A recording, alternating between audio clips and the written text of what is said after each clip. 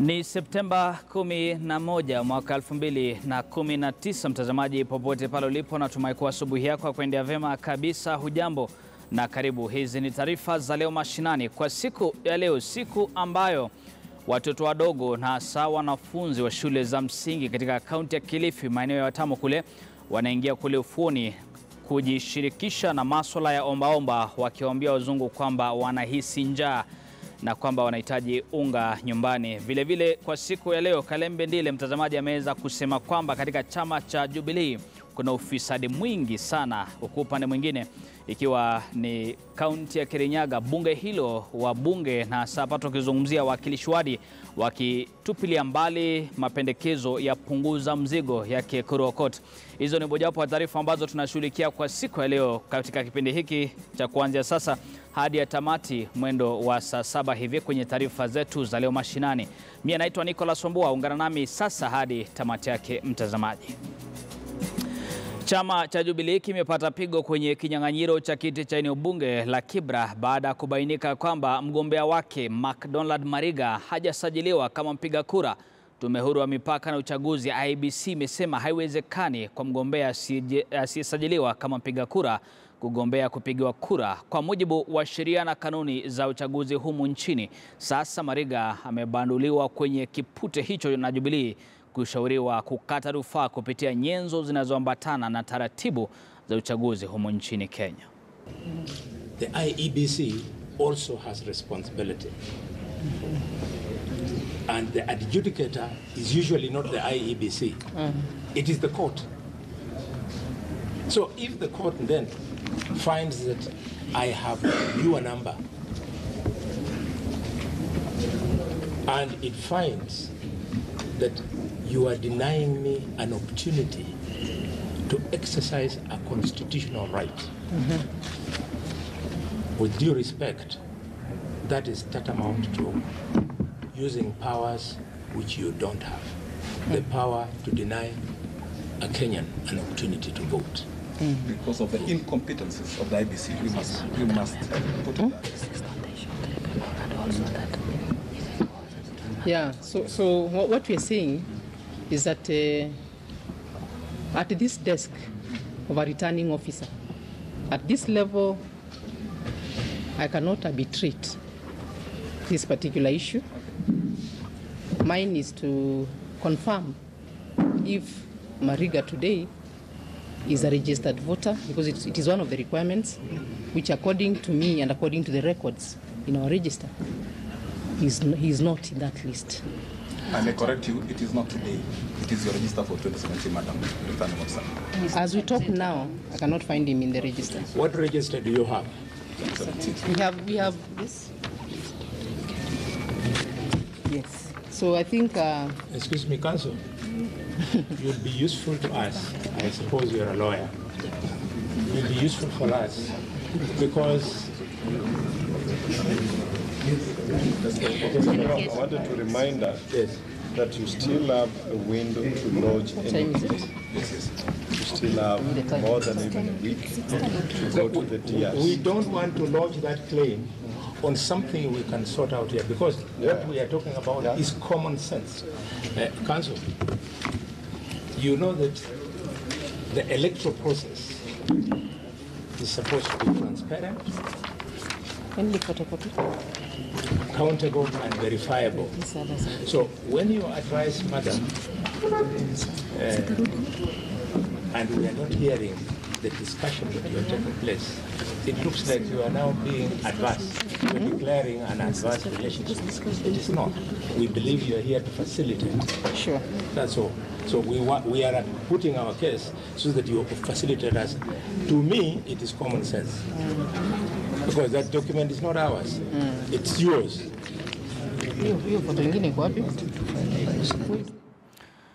Na kisa cha mbunge wa Kiharu Bwana Ndindi Nyoro kukamatwa huko Murang'a kilizua hoja nyingi kuhusu mvutano uliopo ndani ya chama cha Jubilee. Nyoro amekuwa akiegemea upande wa naibu rais William Ruto, ambao baadhi wamekuwa wakiwaita timu tangatanga. Lakini je, ilikuwaje hadi akakamatwa? Stanley Mbichu ametukusanyia mfululizo wa matukio hayo. Mimi sasa hii nikisikia mahali ambao mimi huenda wako, badala ya kupeleka fulugu, mimi naacha kwenda hapo. My commander has always warned me. Kwa sababu tunaongea. Ananiambia wewe kijana, usipotoka huko hiyo tagataga mko, nitakumaliza kisiasa. Baada ya kizaazaa kati ya wabunge hawa wawili wa chama cha Jubilee kanisani Getui siku ya Jumapili kaunti ya Murang'a, kilichofuatia ni sintofahamu, yani nani wa kulaumiwa kwa kile kilichotajwa na wengi kuwa siasa potovu. Nia yake ilikuwa tu ni kuleta vurugu na vita katika nyumba ya Mungu. Kiongozi wetu hakuna vita alitoa pale kanisani kama vile ambavyo wanasema. Manake yeye Maina Kamanda ndiye alisema na akamuita na akamwambia kwamba yeye ndiye ataintroduce viongozi wale walikuwa wamefika katika hiyo kanisa kuchagia na kusaidia katika kujenga kazi ya Mungu. Ni kitu ya muhimu kupatiana hekima katika makanisa. Ni busara kutii mwelekeo wa kanisa, na maneno ya siasa tuiweke kando, na kama mtu anataka kufanya siasa atoke aende apange baraza yake na afanye siasa. Hii maneno ya vita katika kanisa iise, na ni kitu ambacho tunasema ikianza pande hii itaenea katika nchi yetu ya Kenya. Amri ikatolewa kwa kukamatwa kwa Ndindi Nyoro kwa madai kwamba yeye pamoja na wengine 7 walivunja sheria kwa kumshambulia afisa wa polisi, kutoa vurugu mbele ya umma, kando na kuepuka kukamatwa na polisi. Baadhi ya wakazi wakaonyesha ghadhabu zao kwa kuandamana wakitaka mbunge wao kuachiliwa huru. Tukio la muda mfupi ambapo vitoa machozi vilitumika kuwatawanya. Mbunge huyu akaachiliwa bila dhamana na mambo kutulia. We would like to see, let's say, who is the complainant, who is going to record the witness statements. Even so far, I've not been given the copy of the charge sheet.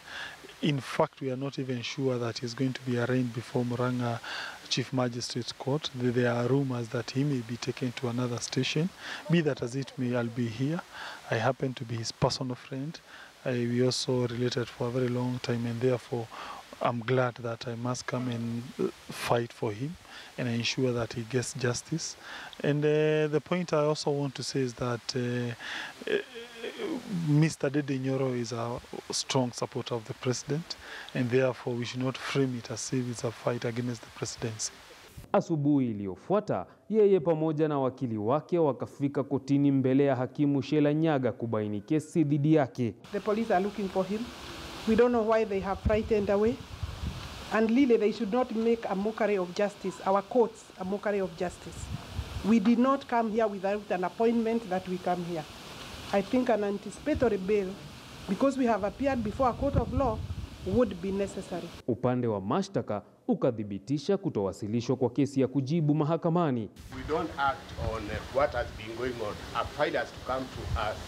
We haven't received that file. So we are not aware that we are charging the Honorable Mr. Nyoro. Therefore, until charges have been properly prepared and presented before court, then the matter cannot proceed. Baadaye mbwembwe zikatanda mjini Murang'a. Vita ya kisiasa iachwe kutumia polisi. Kama mtu anataka kiti, aachane na maneno ya kutuharas na maneno ya polisi.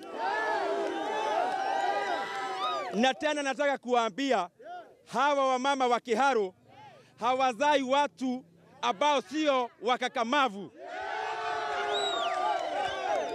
Na mimi nataka kusema kama Matiba ambaye alikuwa mbunge wetu wa Kiharu hapa, let the people decide. We will not work with a government that is bent on harassing, inciting, arresting people without any offense. Huku sheria ikichukua mkondo wake kuhusiana na matukio yaliyoshuhudiwa, tofauti za kisiasa zilizojidhihirisha baina ya wabunge hawa wawili wa chama cha Jubilee huenda zikapata mwelekeo wa chama hicho katika kutoa mwafaka dhabiti ili kupunguza joto la kisiasa lililoshuhudiwa hapa. Stanley Mbichu, KTN News, kutoka kaunti ya Murang'a. Na kiongozi wa Third Way Alliance Bwana Ekuru Aukot alipata pigo katika kaunti ya Kirinyaga baada ya mswada wake wa punguza mzigo kuangushwa. Baadhi ya wawakilishi wa wadi walisema kuwa mswada huo hautawafaa, huku gavana wa Kirinyaga Ann Mumbi Kamotho akisisitiza kuwa mapendekezo ya kamati patanifu ya kitaifa BBI ndio muhimu katika marekebisho pendekezi ya katiba.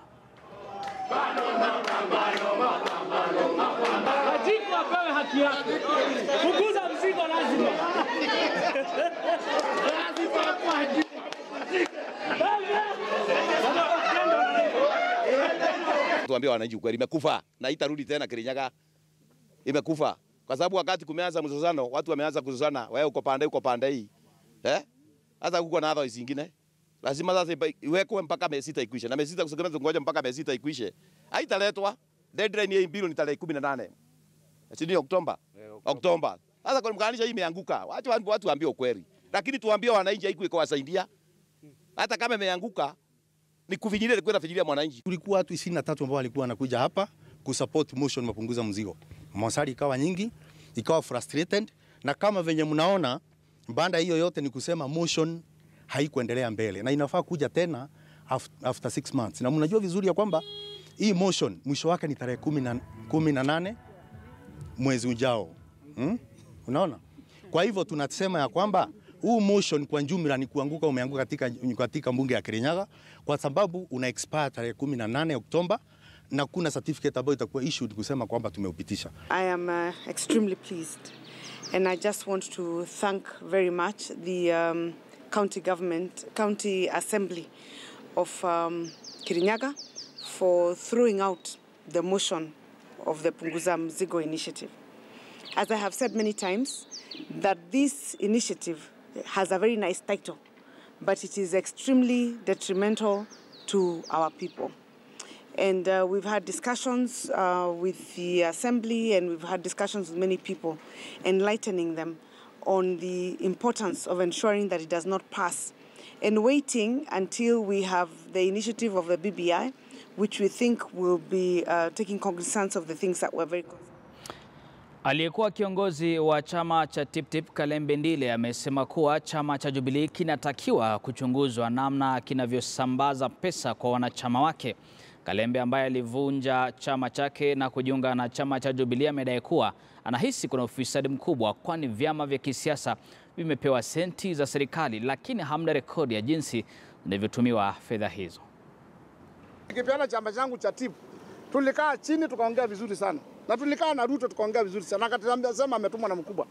Na akasema kila chama itapewa pesa milioni 30 iende popularize mambo ya kuunda Jubilee. Hiyo pesa hii kutoka ilipewa watu fulani. Kwa hivyo sisi tukaonekana wakina Kalembe ni kama ana watu. Ni kama Kalembe hawezi handle watu. Unakumbuka hata wakati ulileta delegate kule Kasarani. Hawa delegate wote hawakulipwa. Unakumbuka si kitu ya kuficha. Kasarani wakati Ruto alienda pale ilikuwa ni harambee, badala ya kusema Jubilee walisema pesa, kwa sababu pesa zimekuliwa. So ufisadi unaanza kwa chama, ukaanza kwa chama. Tukaenda kutradiwa kule China na ile chama ya Chinese Communist Party. Wale walikuwa waende, tulienda wadogo, wale walionekana wakina Kalembe waende huko, ndio kwa sababu ndio wale wengine walikuwa waende, hawakuenda pia. Kwa hivyo ufisadi bado ulianza Jubilee. Saa hii Jubilee inapata pesa ya political parties, inapata mgao. Ni nani Jubilee sasa? Hatuitwi mkutano mahali. Hakuna mahali tunaitwa kusensitize watu. Na mimi niliweka chama Jubilee. Tuliitwa picha kwenda kupigwa picha na Uhuru State House peke yake na kuhand over chama yetu, na hiyo mambo ikaisha. Saa hii registrar of political parties anapeana percent kwa vyama. ODM wanapata, Jubilee wanapata. Mimi niko wapi? Sisi tuko wapi na chama yetu? Hiyo ndio transparency tunataka. Unajua ufisadi sio lazima uende uipe pesa. Ufisadi si kuipa pesa. Ufisadi ni vile unakoni watu pia. Mimi nilikoniwa na hii serikali na wanajua wale walinikoni. So hata wakisema tumalize ufisadi, lazima wao wajiulize ufisadi wa kukoni Kalembe na watu wake. Na hiyo sio ufisadi. Ufisadi sio lazima uende uibe benki 72. Kwingineko, Rais Uhuru Kenyatta anaongoza shughuli za makurutu wanajeshi kufuzu katika chuo chao cha mafunzo cha Eldoret maarufu kwa RTS.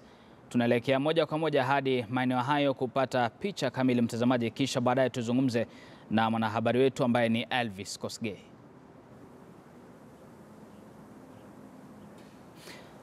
Naarifiwa kwamba Elvis yuko tayari kuzungumza nasi kwa sasa. Bwana Kosgei, karibu sana kwenye taarifa zetu za leo mashinani. Tufahamishe mengi zaidi kuhusiana na matukio ya siku ya leo kufuzu kwa makurutu katika maeneo hayo. Yes.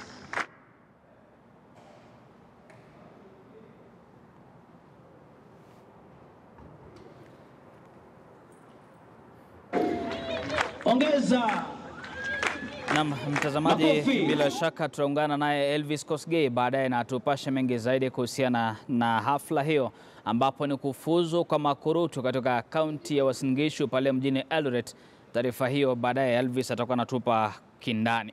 Hebu kwa sasa tuelekee magharibi mwa Kenya, mtazamaji, ambapo shughuli ya kuwapa wakazi wa magharibi matibabu ya bure kwa siku 4 mfululizo inang'oa nanga leo katika uwanja wa Solio. Mtazamaji, Malava na vilevile Bomani itakuwa ni maeneo ambayo yatakuwa yanafaidika pamoja na Butere. Matibabu hayo hufadhiliwa na mashirika mbalimbali ya serikali na yasiyo ya serikali pamoja na viongozi wakuu serikalini na hata maeneo hayo ya magharibi mwa Kenya. Hebu sasa tuungane na mwandishi wetu ambaye ni Willy Lusige na tufahamishe mengi zaidi. Lusige, karibu sana kwenye taarifa za leo mashinani. Tupashe pengine ni mambo gani tunatarajia kwa siku ya leo, aina matibabu ambayo wenyeji watakuwa wanapokea maeneo hayo?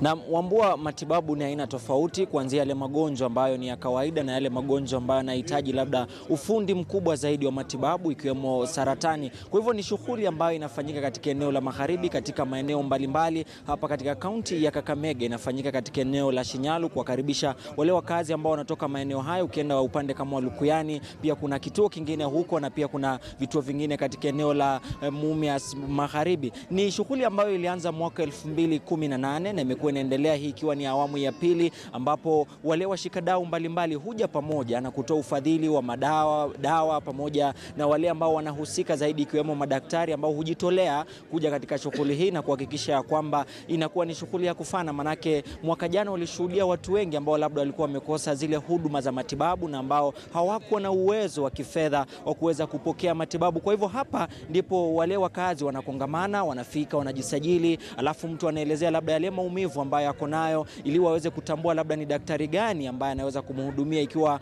una changamoto za meno, unapelekwa katika daktari mahususi. Ikiwa una changamoto ya macho, unapelekwa katika wale madaktari wanaohusika. Na wale wagonjwa wa saratani ambao wamefika hapa, baadhi ya ambao wale tuliweza kuangazia katika makala ya Kikombe cha Saratani, wengine wao walikuwa wanatoka katika familia ambazo hawajiwezi na wameweza kupata ufadhili, ambao hawataweza kutibiwa hapa watakuwa wanapelekwa katika hospitali nyingine, ikiwemo hospitali ya rufaa ya Eldoret pamoja na Kenyatta, ikiwa utapatikana kwamba labda ugonjwa wako unahitaji utabibu wa kina na kwa undani zaidi. Na kuna viongozi ambao wamekuwa wakitekeleza jukumu kubwa zaidi, akiwa hususan seneta wa Kakamega Cleophas Malala. Yeye alikuwepo tangu alipoanza mwaka 2018 na yupo hata mwaka huu 2019. Tutazungumza naye kabla ya kuzungumza na wakazi pamoja na madaktari ambao wameweza kujitokeza. Karibu kwenye KTN News. Labda utufahamishe kwa nini mlifikiria kuja na kitu kama hichi? Kilianza kiwa kidogo, lakini sasa kimekuwa maarufu katika eneo hili zima.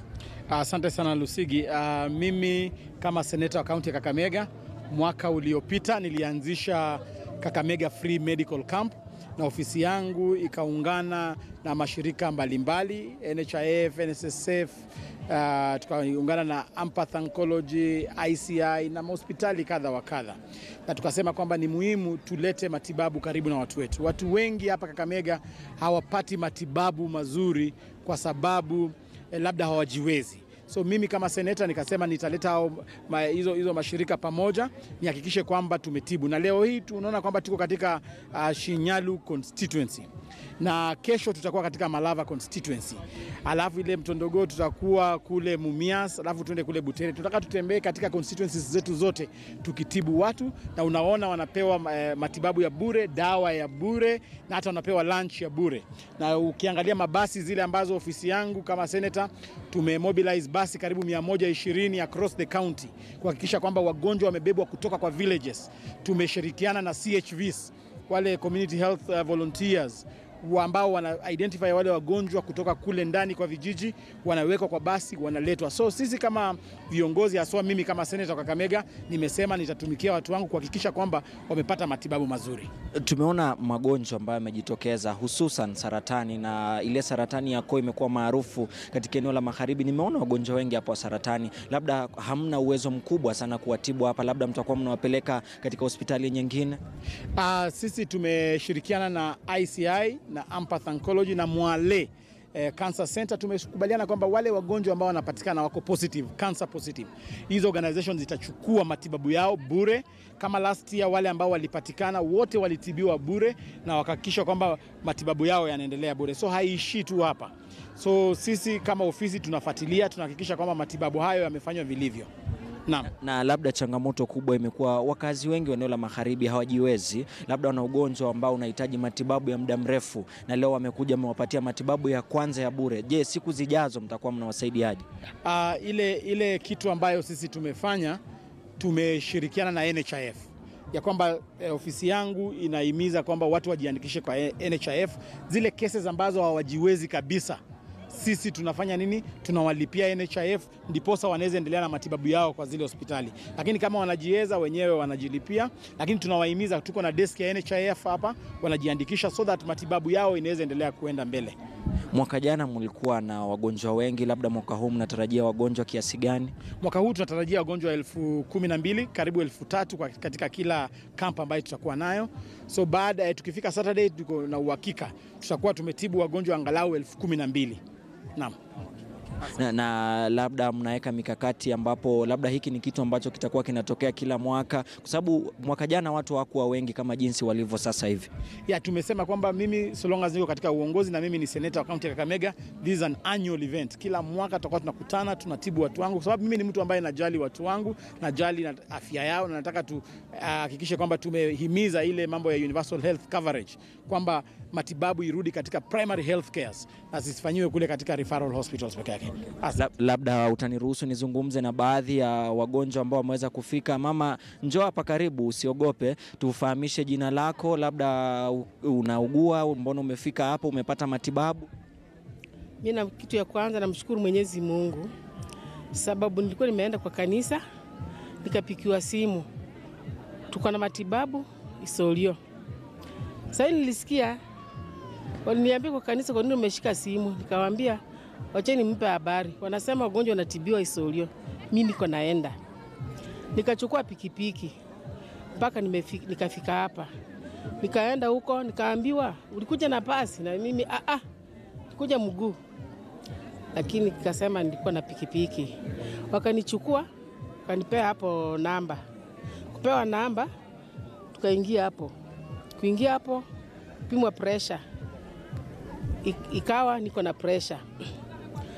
From pressure nikaambiwa tena, mwenyewe nilikuwa nasikianga ulcers kama zinaniuma, niliambiwa hivyo.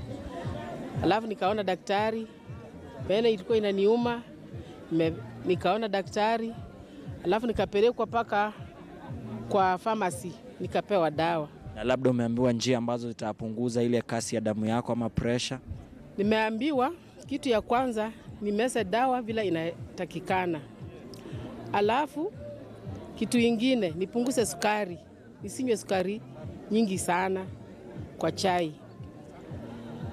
Niambiwa hivyo. Asante sana. Kwa hivyo tunakutakia nafuu ya haraka. Asante. Labda nizungumze Wambua na daktari nikimalizia tu, karibu hapa tumalizie. Naona umevaa gwanda jeupe, tufahamishe jina lako na mbona mmeamua kujitolea kuwasaidia wagonjwa?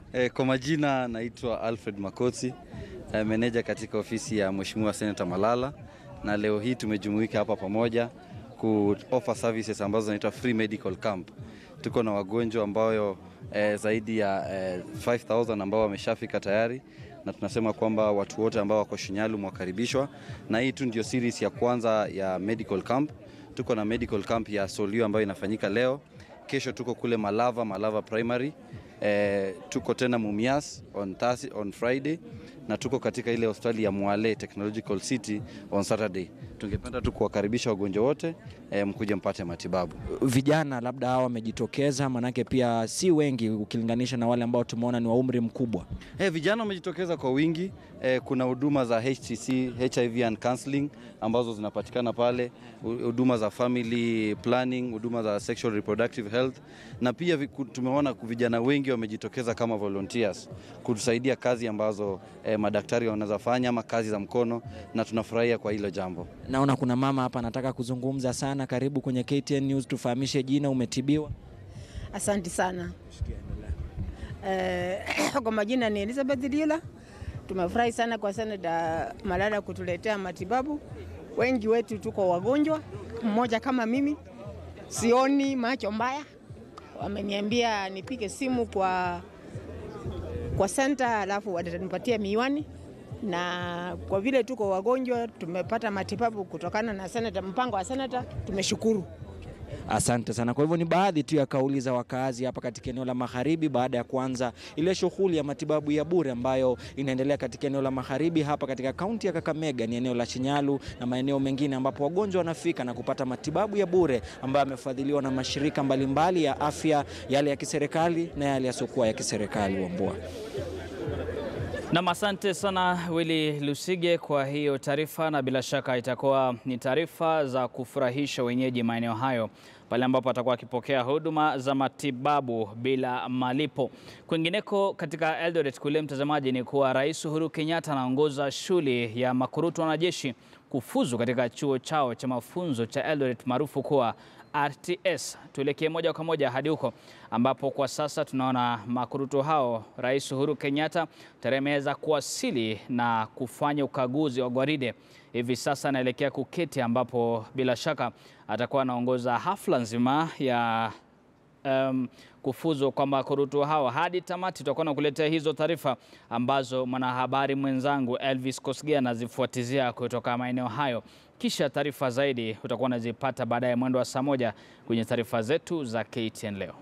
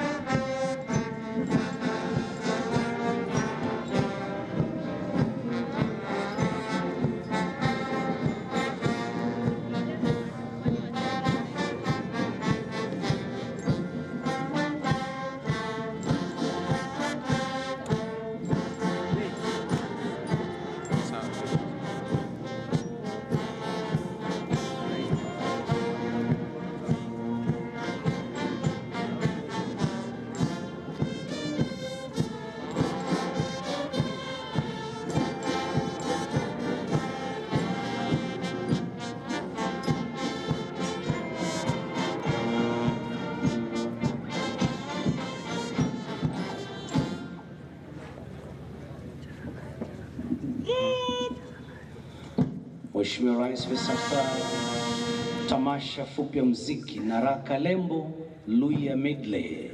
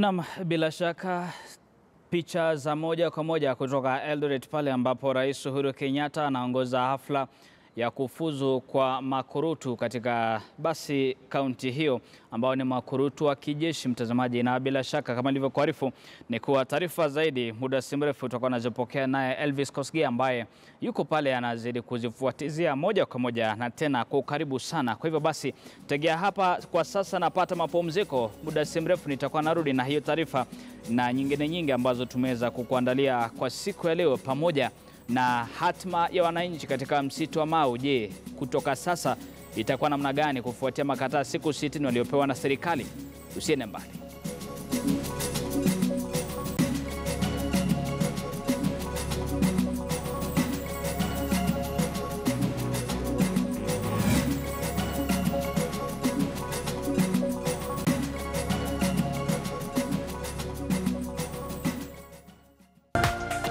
This is KTN News.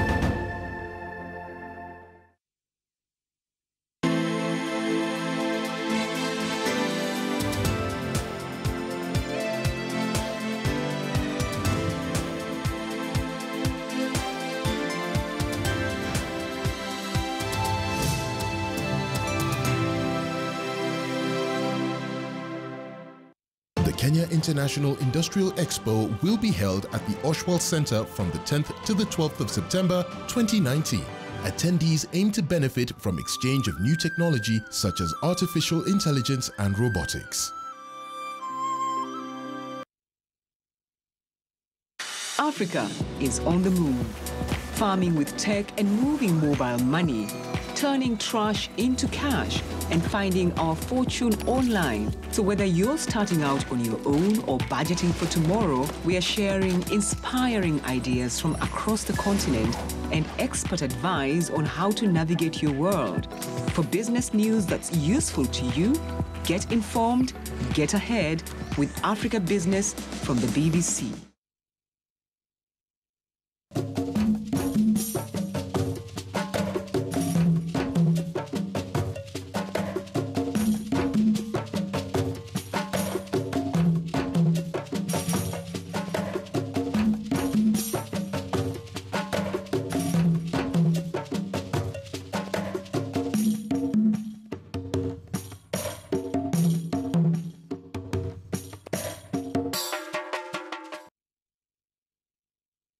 Politics in Kenya is driven by fake news and alternative facts, and sometimes an opinion can be punished. But we're here to offer opinions anchored on public and national interest. No two ways about it. Our opinions must be used to drive our democracy and politics for the sake of Wanjiku, Mura, and Nafula. To represent that idea or that view which has not gotten its way into parliament or into the main political discourse in other forms of communication. Kenya must rise above its basic instincts for tribalism and corruption and greed. We must appeal to a higher sense, not only within the political class, but within the very fiber of this nation. From Wanjiku to Uhuru, from Kipchumba to Ruto, we must ask them that where is the space for the higher senses, the space for dignity, the space for character, the space for a better Kenya. That is what this show is about.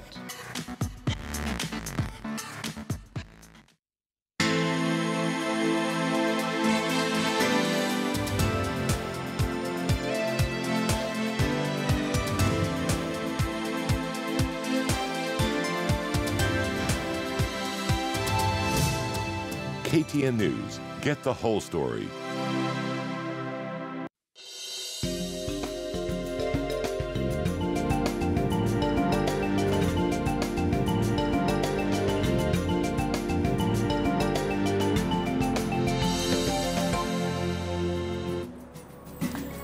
Karibu tena mtazamaji, unatazama taarifa za leo mashinani kwa siku ya leo, na iwapo ndio wakati unajiunga nasi sasa hivi, nasema karibu sana. Mimi naitwa Nicholas Wamboa. Tuandamane kuanzia sasa hadi tamati mwendo wa saa 7. Gavana wa Migori Okoth Obado amesema kuwa kaunti yake inaweza kuamua kampuni ya sukari ya Sony ambayo imo katika hatari ya kusambaratika. Obado amesema mradi ukue wa masikizano kaunti yake itasaidia. Alikuwa katika hafla moja na seneta wa Migori Bwana Ochilo Ayako na mwakilishi wa kike wa Migori Pamela Odhiambo.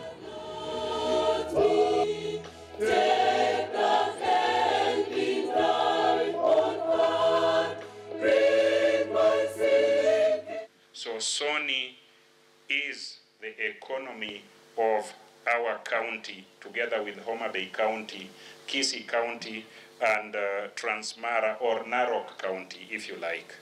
Privatization has been mentioned, and many people think that Sony has been privatized. As a lawyer, I will tell you that privatization will only be actualized after Parliament legislates. It is us to chart the way forward and request the government that this is the kind of help that we need with one accord. Ruhusa peke yako ndio naomba. Nikipewa ruhusa namna hii, sisi tunatoa. Lakini ile hofu ninaye kubwa ni ya kwamba nikitoa bila hiyo ruhusa watanishika kama kuku wanipeleke pesa ambazo Sony walisema wanataka kurekebisha factory. Mimi pamoja na timu yangu tulisema tuko tayari kupatia Sony hii pesa. Na tuko na hiyo pesa, tuko na pesa. Na hiyo ni thibitisho ya kwamba hii pesa tunalinda sawa sawa. Isipokuwa wengine wanasema bado anaiba pesa, bado anaiba pesa. Na kutokana na ukosefu wa chakula, watoto wa shule wameanza kufika katika fuo za Watamu kuomba msaada kutoka kwa watalii waliozuru kaunti ya Kilifi. Inaarifiwa kuwa wanafunzi hao wanatoka katika shule za Jakaranda, Mbaraka, Chembe na Jimba, mtazamaji, huku wakiomba watalii vyakula ama senti, wakisema kuwa wanakabiliwa na njaa nyumbani kwao. Baadhi hata wamejifunza baadhi ya matamshi ya Kitaliano kwa sababu mji wa Malindi umefurika wawekezaji wa Italiano na vilevile watalii wa asili hiyo. Wazazi wa Jakaranda na Mbaraka Chembe wamezembea kulea watoto wao kwa maadili yanayofaa. Maana utakuta mzazi usiku amebebana na watoto wake karibu 5. Umetoka wapi mama usiku huu? Anakwambia si nimebeba ni watoto wangu, pia wewe peleka wako. Mimi niko pale kwa gate. Ninaweza nikachange pesa kutoka kwa watoto wanapewa hivi vishilingi €1, €2, na mtoto wanaweza kuja na kama watoto 10 hivi nikawachenjia karibu 1500. Nauliza mmefanya biashara gani? Huko baharini wanaenda, si baharini peke yake, hata kwa gate wazungu hawana, yani hawapumziki. They not see studies, education as being important. What is important to them is the money, the little money they get from the visitors, and that is dangerous. This is what we must discourage among our children, and we teach them that people need to work to get money, not just to ask people to be given money. It is a bad habit, and they need to stop it and help them to get involved in more productive activities. We're asking to some people, and then to me, they didn't know me, of course, in some words of Italian, I'm starving, I'm hungry, buy me flowers or something like this. We know that along the safari road, they stop the buses of the tourists, you know, but it's few minutes, they stop, they give them something, you know, it's something organized, it's a system. Bila shaka hofu kubwa maeneo hayo ni chumbuko la utalii wa ngono, mukipenda kwa lugha ya Kimombo sex tourism. Kulikuwa na kongamano la kaunti ambazo ziko katika maeneo kame kujadili swala zima la ukame. Hebu kwa sasa tuangazie walikuwa na yapi ya kusema katika kongamano hilo. We have invested the equivalent of 8 billion Kenyan shillings in grants into fighting drought. And fighting drought, moving forward actually into resilience building. And I think that's what NDMA stands for as well in our partnership. This shows as well development does not happen from one day to another. It takes time, and we as development partners need to be patient as well to invest in institutions that now demonstrate that actually are much more proactive in addressing drought matters and actually build resilience in your counties.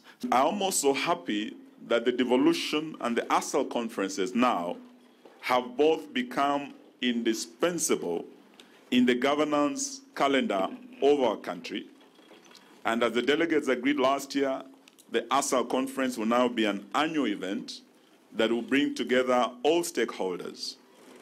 The two fora derive from the need for regular stakeholder engagement, a face-to-face roundtable where we determine if at all we are running in the right direction and at the right pace. The ASAL voice is undoubtedly louder than ever. And we talk of the massive landmass we occupy of about 90% of our landmass, 40% of our population, and actually 90% of our wildlife, and many, many natural resources that ASALs are endowed. You wonder why the ASALs still continue to be seen as far behind the rest of the country. Because with the recent development in our country and the coming in of devolutions, we are clearly starting to see the massive potential ASAL hold for this country. Na katika kaunti ya Uasin Gishu, Rais Uhuru Kenyatta anaongoza shule ya makurutu wanajeshi kufuzu katika chuo chao cha mafunzo ya Eldoret maarufu kuwa RTS. Tunaelekea huko moja kwa moja katika maeneo hayo kupata picha kamili.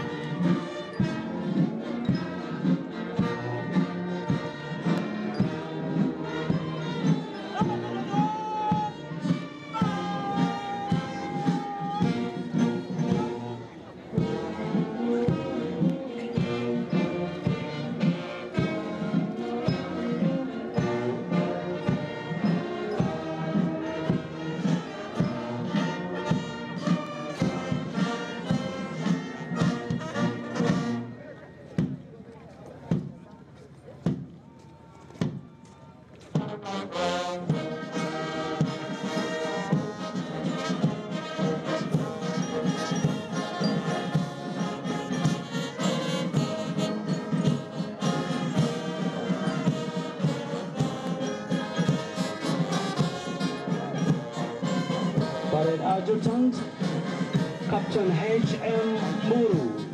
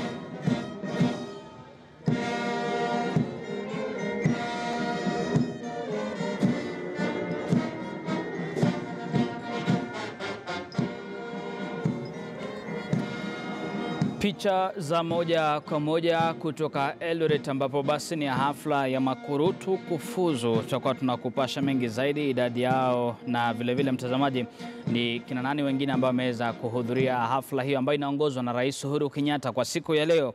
Inaarifiwa kwamba atakuwa anaelekea katika taifa la Uganda kule panajulikana kama Moroto, ambapo atakuwa anaungana na rais wa taifa la Uganda ambaye ni Yoweri Kaguta Museveni. Kati ya mambo ambayo anatarajiwa kuzungumzia itakuwa pamoja na kuchukua silaha kutoka kwa watu na wafugaji kutoka kaunti ya Turkana, ikiwa ni basi matakwa yanayohitajika kuafikiwa na Umoja wa Mataifa. Tukisonga mbele ni kuwa tatizo la maji linaendelea kuwa sugu miongoni mwa wakazi wengi wa pwani ya Kenya. Baadhi yao wanategemea ufadhili kutoka kwa watu binafsi. Tobias Chanji anaeleza zaidi kutoka kaunti ya Mombasa.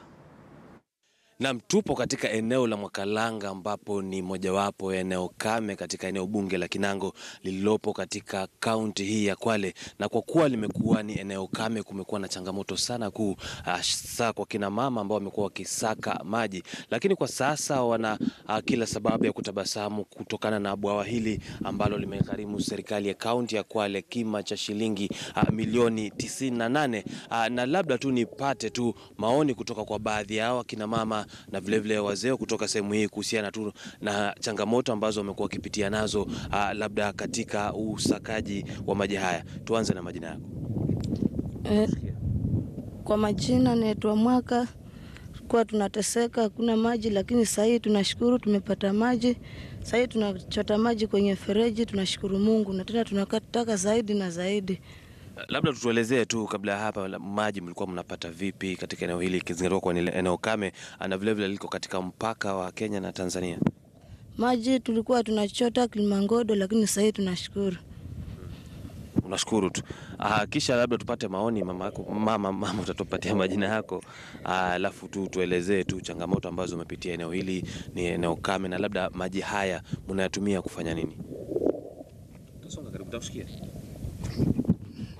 Sisi tunashukuru, tulikuwa tuna mambo ya ukame wa maji, tulikuwa tunachota maji Ngodo na mambo ya ukame wa maji. La sasa tunashukuru tunachota maji hapa kwenye mfereji. Kwa hivyo tukawa tunashukuru sana. Mambo yako ni hayo. Maji haya mnatumia kufanya nini, kupika ama ni kwa mifugo? Tunachota na kupikia na tunakunywa. Hiyo mambo hayo. Tunafua na majinani hayo. Na labda kuelezea watazamaji ni kuwa labda maji haya yamewekwa mabomba kule chini ambayo yameweza kupelekwa katika sehemu wanakoishi wanakijiji hawa, na labda tu mmoja wapo wanakamati ambao wamehusika kabisa na ujenzi wa bwawa hili. Labda jogea karibu tu alafu utupatie majina yako na utueleze eneo hili la kwa yule ambaye anakuja mgeni, hasa maji yamekuwa mkitoa wapi katika sehemu hii? Mimi nikushukuru. Hasa nikisimama hapa ni kama komiti ambapo nahusika kama karani. Nafikiri nikianza ni kwamba tulikuwa na maji, ukame wa maji, kuteseka. Wakina mama walikuwa wanatoa maji Kilimangodo, wakati mwingine wanaenda paka Tingani huko karibu na Mwangulu, na wakati mwingine pia wanafika hata Magombani. Na mifugo pia ilikuwa kiteseka kiasi cha kwamba ilifikia wakati watu wakapoteza mifugo mingi sana, hata ikawa ni kama kilio, hasa ndugu zetu wa Kimasai hata wakabidi wahame. Lakini sasa kwa kupitia bwawa hili nafikiri gavana alifikiria akapata ujumbe na akafikiria akakaa pia na bunge lake na akapitisha tu kwamba sehemu ya Mwakalanga iweze kupata bwawa kubwa ambalo litasaidia baadhi ya vijiji ambavyo viko hapa maeneo sehemu ya Mwakalanga. Nafikiri mradi huu mara ya kwanza tulikuja tukaelezewa hapa na akasema tu ya kwamba wakati fulani itakuja na yule contractor, na akifika hapa nitamkabidhi contractor kazi hii wenye Mwakalanga mkiwa mko hapa na baadhi ya vile vijiji ambavyo viko katika haya maeneo. Na alipo tukabidhiwa mradi huu tukaambiwa kwamba mradi huu ulitengewa milioni 98, na hizo milioni 98 huko kabla mradi haujaisha ikasemekana kwamba imeongezwa tena milioni 15 kwa huu mradi kunufaishwa zaidi na kuwa mzuri zaidi. Tukashukuru kwa hilo jambo, na hiyo ilikuwa ni kwamba aweze kuchimba hapo ndani, tengeneze tuta pamoja na spillway kule ambao tunaita ni mkono ule wa kutolea maji wakati bwawa limejaa, na kujenga troughs kule chini ambao mifugo atakuwa kinyeshwa pale, hawaendi mbali. Na sasa nafikiri kwa kufikia sasa naona tuta limekamilika. Bakia sehemu kidogo wanapanga mawe kwa chini. Upande wa nyuma walipanda nyasi na hapa juu wakamwaga mara. Kilichobaki ni kwa ule mkono alafu na fence. Itakuwa na fence pia kuzunguka hilo bwawa. Ile sehemu ambayo itapaka yale maji, si sehemu ambayo tulichimba msara, sehemu ambayo ilipaka yale maji yatazungushiwa fence, alafu hiyo mambo ya awamu ya kwanza ya pesa hiyo ikamilike. Na hizo troughs pia zilitengenezwa kiasi cha kwamba sasa mifugo haiendi mbali, inanyosha tu pale chini. Wakina mama wakajengewa nani pale mifereji ya maji. Akifika pale tu anaweka mtungi wake, anachota maji vizuri, anarudi nyumbani. Saa hii ni kwamba tunashukuru kwa sababu ilikuwa ni changamoto. Wamama walikuwa wakiteseka kiasi cha kwamba pia wanakosa ile amani. Mtoto amebeba mtoto mgongoni na anaenda sehemu ya mbali kuchota maji. Lakini sasa tunashukuru kwa huo mradi. Yaani gavana saa hii mahali alipofikia. Shukrani kabisa. Ni baadhi tu ya wakazi wakielezea kuhusiana na bwawa hili ambalo kwa sasa limejengwa kuanzia mwaka uliopita na limetamatika, na hivi sasa limeanza kuwasaidia pakubwa au kuwanufaisha. Ikizingatiwa kuwa labda zile sehemu ambazo wanasema wamekuwa wakienda wakiteka maji ni kama kilomita 30 kutoka eneo hili, ikizingatiwa kuwa ni eneo kame na vile vile ni eneo ambalo linaishi jamii kadha wa kadha, ikiwemo jamii wa Masai ambao tunaelewa kuwa ni wafugaji. Ni bwawa la kwanza ambalo tumeona limekamilika katika kaunti hii ya Kwale. Kwako studio. Na asante sana Tobias Chanji kwa hiyo taarifa. Mtazamaji, kufikia hapo niruhusu nipate kopo la maji. Muda si mrefu nitakuwa narudi nikupashe mengi zaidi kwenye sehemu ya mwisho ya taarifa zetu za leo mashinani. Usiende mbali.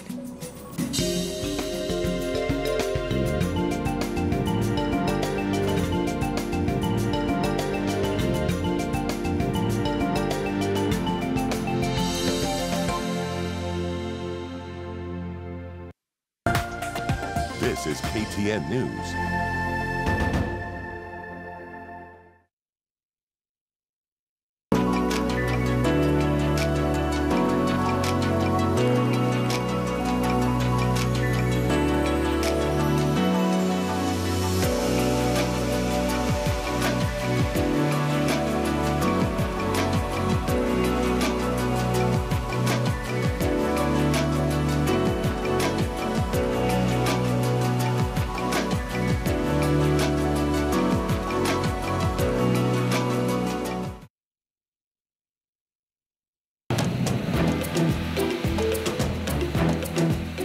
Are engineers in Kenya playing their rightful role in national development? They actually play a very key backbone role, and even leading up to the Big Four agenda and the Kenya 2030 vision. Indeed, it will be a big shame if engineers did not drive the Big Four agenda, and that will be the only recipe for its failure. But we still have challenges that need to be addressed. The country and the national government has opened up procurement of infrastructure to non-Kenyans. Providing opportunities to local contractors and consultants is one of the key focus of the government.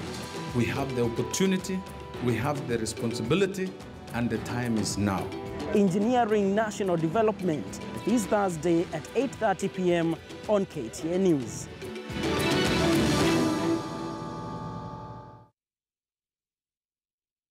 Africa is on the move, farming with tech and moving mobile money, turning trash into cash and finding our fortune online. So whether you're starting out on your own or budgeting for tomorrow, we are sharing inspiring ideas from across the continent and expert advice on how to navigate your world.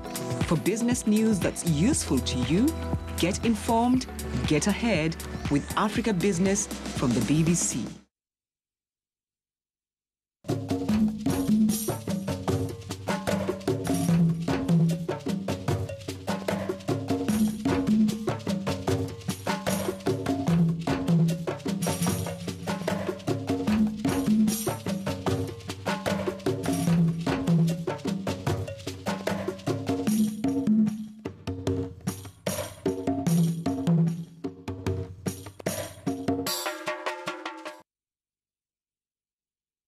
It's heart-wrenching, it is leisurely.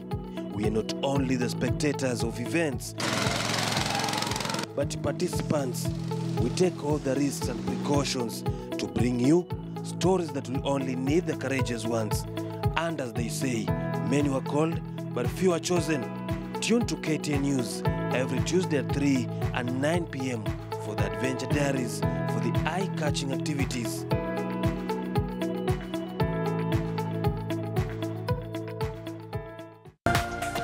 This is KTN News.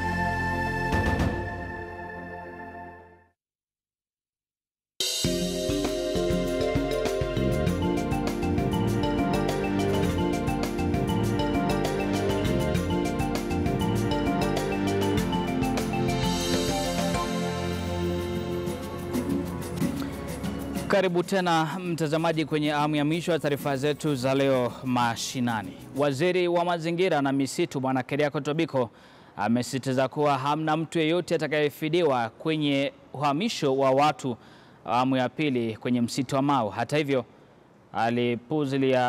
palizuka majibizano makali kutoka kwa wabunge, hususan wale wanaowakilisha maeneo ambayo uhamisho huo utaathiri wenyeji. Haya yalifanyika mbele ya kamati ya bunge kuhusu mazingira. Uzito wa kufurushwa kwa watu msitu wa Mau ulishuka jinsi hii kwenye kikao cha kamati ya bunge kuhusu mazingira.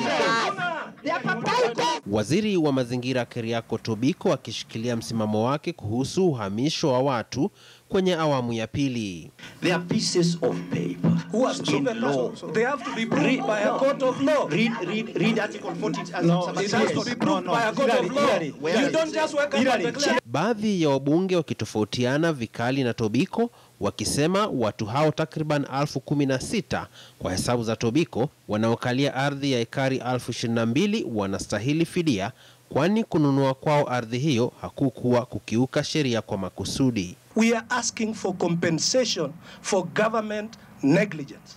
If there was a government before you, there was a CS for environment before you, their negligence in not doing what you are attempting to do is what must lead them to compensate the small holders. Your procedure is very wrong.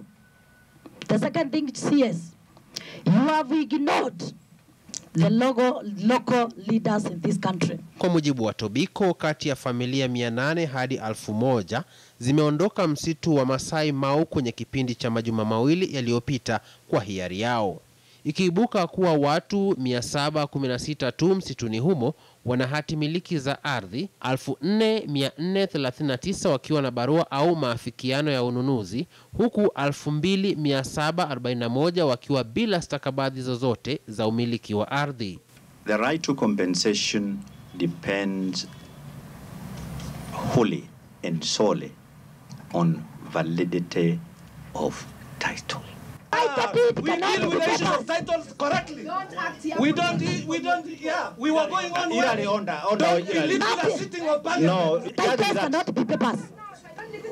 Kikao kikikamilika, wabunge wakilalamika mbona maamuzi na sheria za nchi kuhusu fidia zaonekana kueneza ubaguzi. You cannot bend a law because people come from your area. If the law was ignorance is no defense, and even in that riparian case, there were officials of government involved. What then are you telling us? Why is it wrong? Because you are poor Kenyans and rich Kenyans. Yes. You know, you are talking in terms of procedure. And as much as we may not get the right answer from UCS, we are going to invite the cabinet secretary in charge of lands so that they can be able to come and clarify in terms of the validity of the title. Ilibainika pia kuwa makazi msitu huo awali yalikuwa na ukubwa wa hekta 3,000 kabla ya kupanuliwa kinyume cha sheria hadi hekta 17,000. Sasa wakazi wa maeneo mengine ya vyanzo vya maji na misitu sehemu zingine nchini wameonywa wajiondoe kabla kuondolewa. Mark Namaswa, KTN News. Na sasa mtazamaji, Alan Ochanda anayo taarifa kuhusu afisa mmoja wa polisi ambaye ameonyesha picha tofauti kabisa ya afisa anayetangamana na raia kupitia mahubiri ili kutoa dhana kwamba polisi ni mtu anahusishwa na vurumai na ukiukaji wa haki.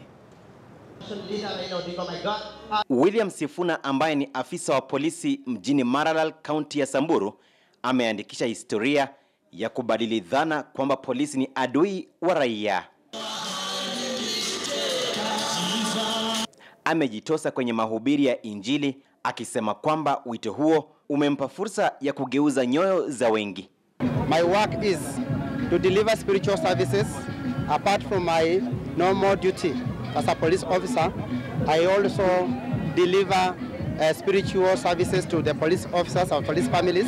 Mwajiri wake akionekana kukubali wito wake, nembo yake ya kazi ikibaini dhahiri shahiri kwamba kazi anayoifanya imeafikiwa barabara. Anawaongoza waumini wa kanisa hili la El Shaddai Ministries katika ibada. Madhabahu haya ya kanisa la El Shaddai ni mahala madhubuti kwake kuhubiri Injili, wahubiri wenzake wakitambua fika jukumu alilonalo kuwasilisha ujumbe wa Mungu. Unajua mkicheza naweza amua na niitishe saa hizi mkue mabusu ni wako ni tu hapa na mkue mabusu.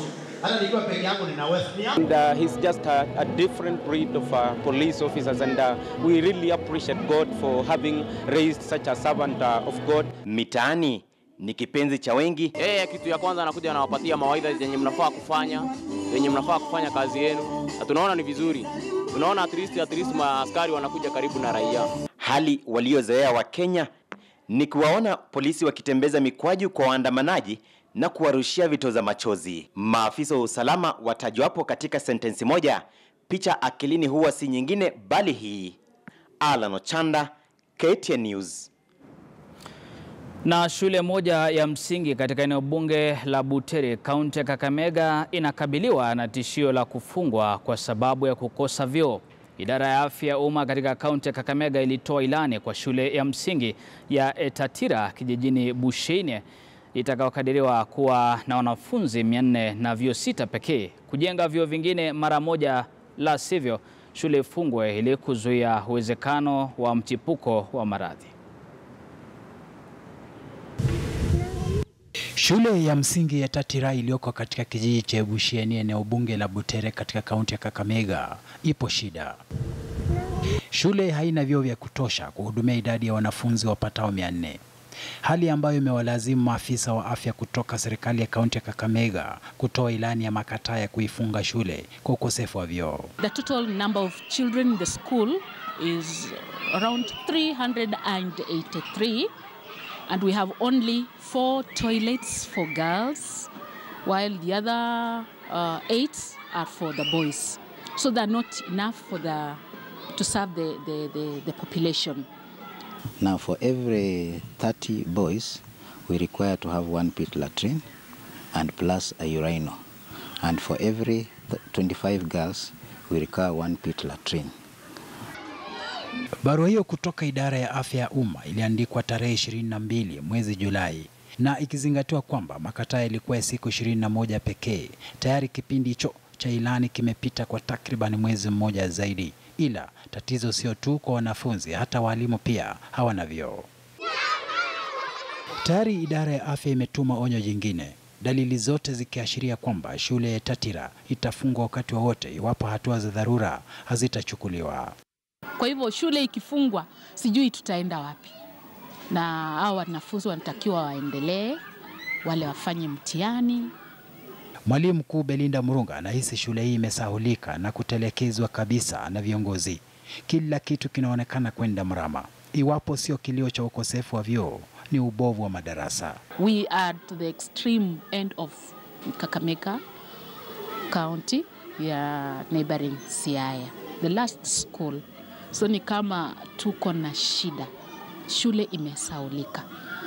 Madarasa tuna lile ambalo liko 3-4 classrooms have been condemned.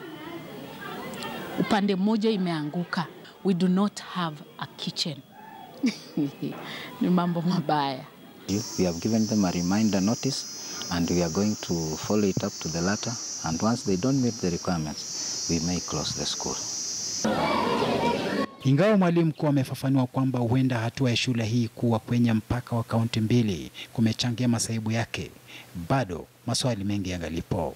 Unajua, you are a teacher, you are coming in school, there's nowhere where you can go to release yourself. So we are just urging that let those ones concerned watusaidie. This school is really hit. Right from time immemorial, we have not had very good assistance from the local area leaders and even the nation at large. I want to believe that now that maybe it will be publicized through the media, we are going to have some help, some change actually in the school.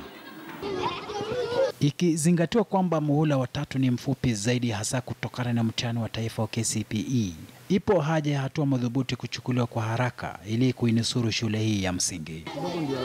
Shadrack Miti, KTN News.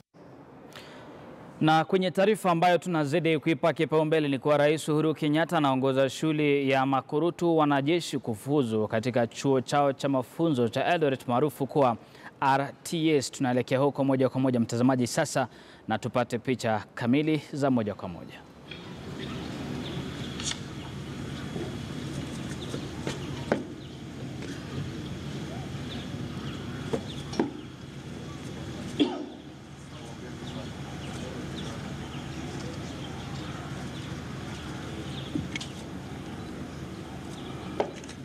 Tumpe makofi John Sombe tafadhali.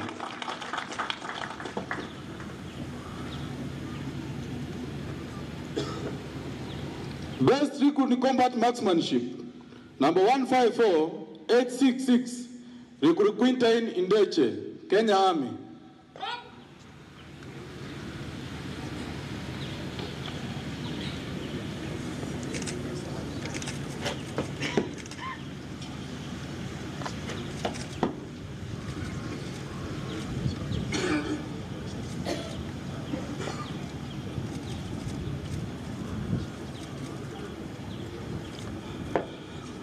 Tumpe makofi mazuri Quintain Indeche, mlenga shabaha bora zaidi.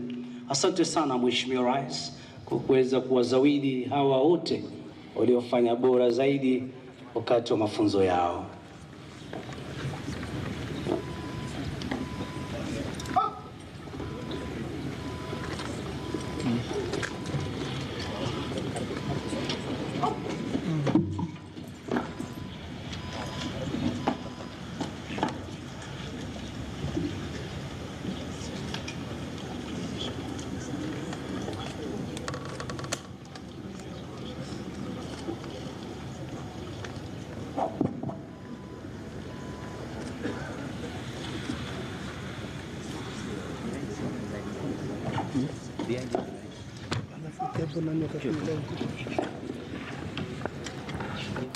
Naam, hafla na picha za moja kwa moja kutoka Eldoret ambapo basi ni wanajeshi Makurutu pale wanafuzu. Siku ya leo hafla inaongozwa na Rais Uhuru Kenyatta wakiwa basi amemaliza shule ya kuwazawidi baadhi ambao bila shaka wameweza kufanya kazi nzuri katika mafunzo yao. Tuna mwenzangu Elvis Kosgei ambaye yuko kule, atakuwa anazungumza nasi baadaye kwenye taarifa zetu zijazo hapa ndani ya KTN News na kutufahamisha mengi zaidi, lakini muhimu ni kujua kwamba Rais Uhuru Kenyatta anaongoza hafla hiyo na hapo baadaye atakuwa anaelekea katika taifa la Uganda kama tulivyoarifiwa na kukutana na rais wa taifa hilo. Basi hebu tuzidi kupata picha hizo kutoka Eldoret. Allow me to welcome you to Recruit Training School and also to thank you for finding time from your busy schedule to be with us today. Your Excellency, on parade before you are the new soldiers who have just taken their oath of allegiance. They will, from here, join various services of the Kenya Defence Forces, where they will assume their respective duties to defend the nation. May I kindly request you to address the new soldiers and give them your wise counsel, Your Excellency.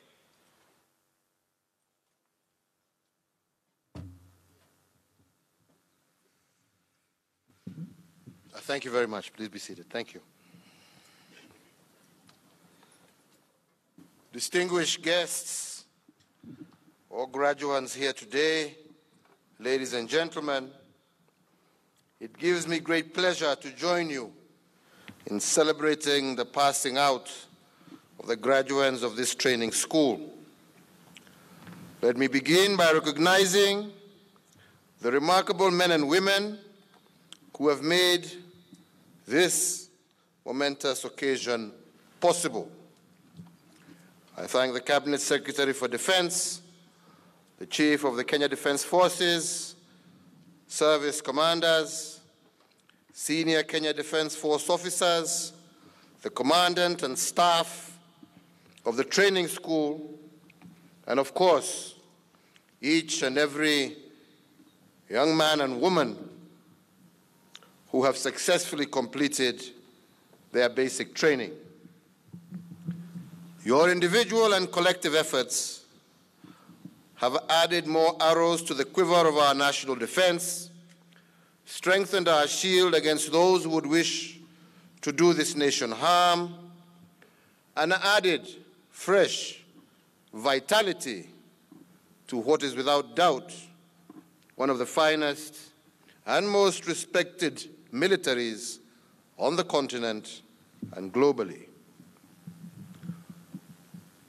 Ladies and gentlemen, whereas this ceremony marks the end of the basic training of these young men and women who are now entering into the Kenya Defence Forces, it is but the beginning of a career of honor, duty, bravery, and service to our beloved nation, Kenya. I cannot at this moment not forget to recognize the families of the graduates in front of us. Today would not have been possible without the support of their families. Your love and guidance and understanding has enabled these young men and women to attain this unique and distinguished honor.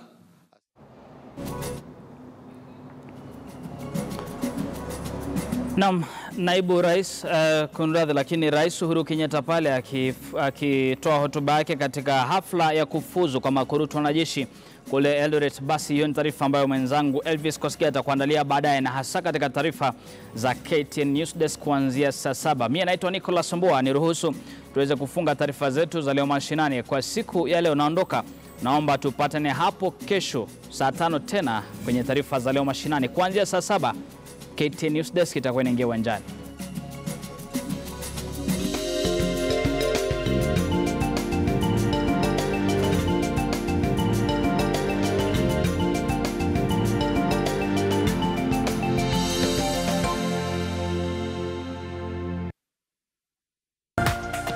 This is KTN News.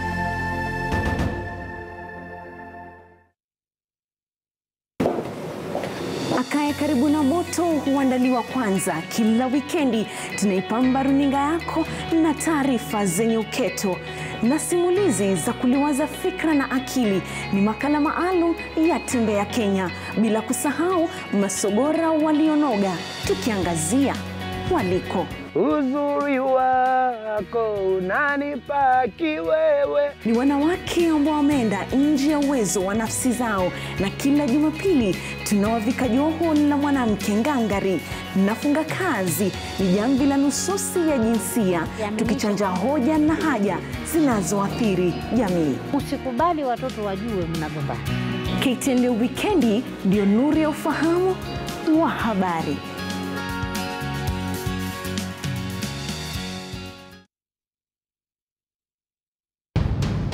There are moments in life that really stretch your mettle. Moments that redefine our passions and make us better the best that we have. Moments that stick with us forever. Moments that make us sweat, bleed, cry, and yet we keep on going. And finally, there are moments that bring us all together for the pure love that we share as a people. Moments ruled by our everlasting love for sports, right here on KTN Scoreline.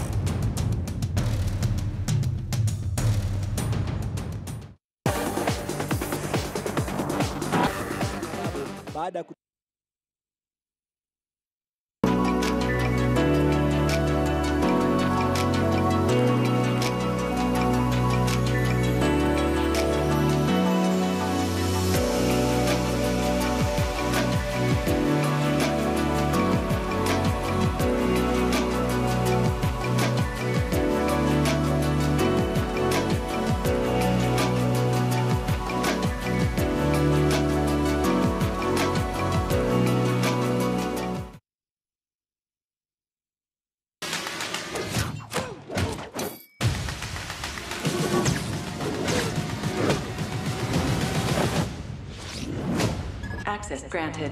We are big on conversation. And they have papers. Big on dance. Big in film. Big on matters youth and also big in music. Youth Cafe every Friday from 8 till 9 p.m. only on KTN News. So extra. Has to be extra because extra data is always better with extra minutes. Dial *544# to subscribe and share live extra. Telkom, moving with you.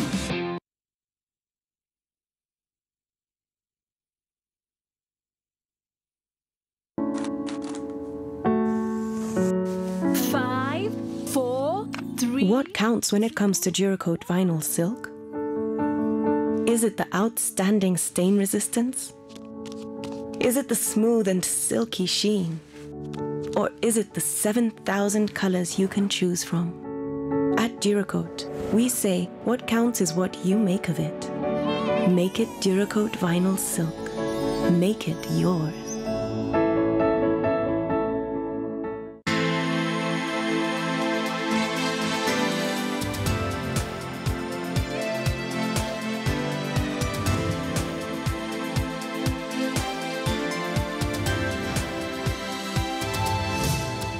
KTN News. Get the whole story.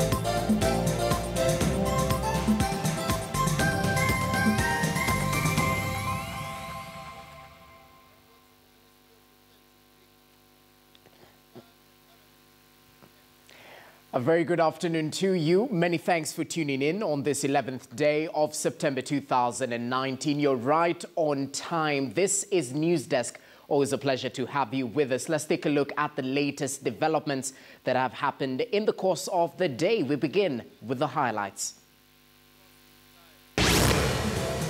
President Uhuru Kenyatta in Eldoret to preside over the passing out parade of over 2,500 military recruits.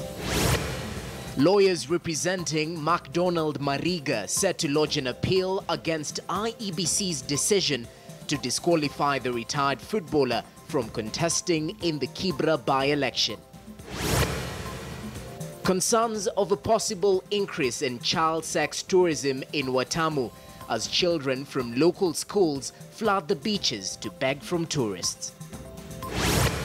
And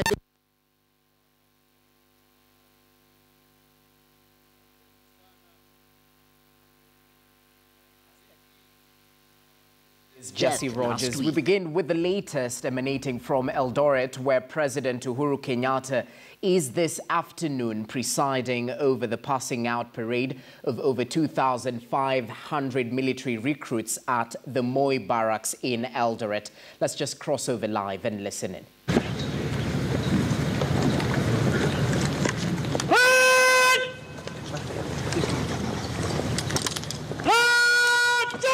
Kwa heshima tubaki tukiwa tumesimama, tafadhali tusimame sote kwa ajili ya heko kwa rais.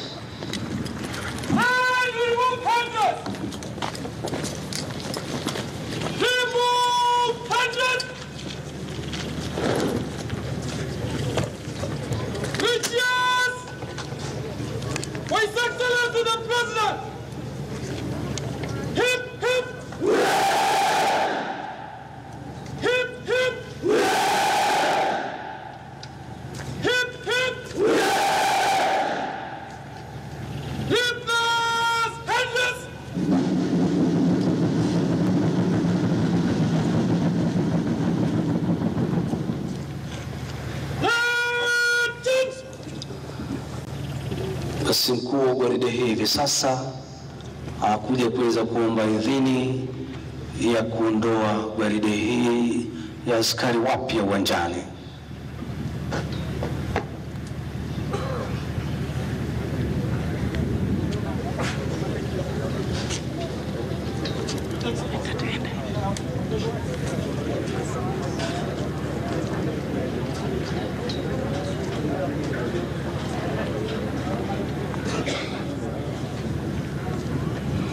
Asanteni kwa heshima, tunaweza kuketi tafadhali.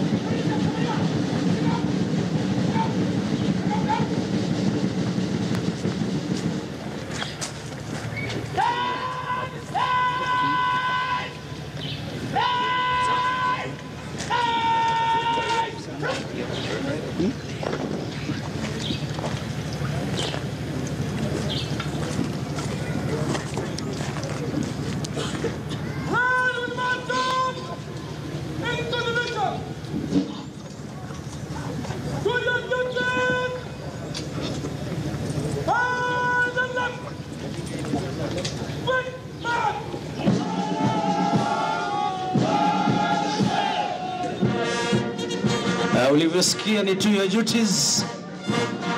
Baada ya kufuzu, wanajeshi hawa wapya sasa wanaenda kujiunga na vikundi mbalimbali vya majeshi yetu ya ulinzi ya Kenya katika hali ya kuendelea kudumisha usalama wa taifa letu, kuhakikisha mipaka yetu iko salama, anga letu na hali kadhalika fuo zetu za bahari.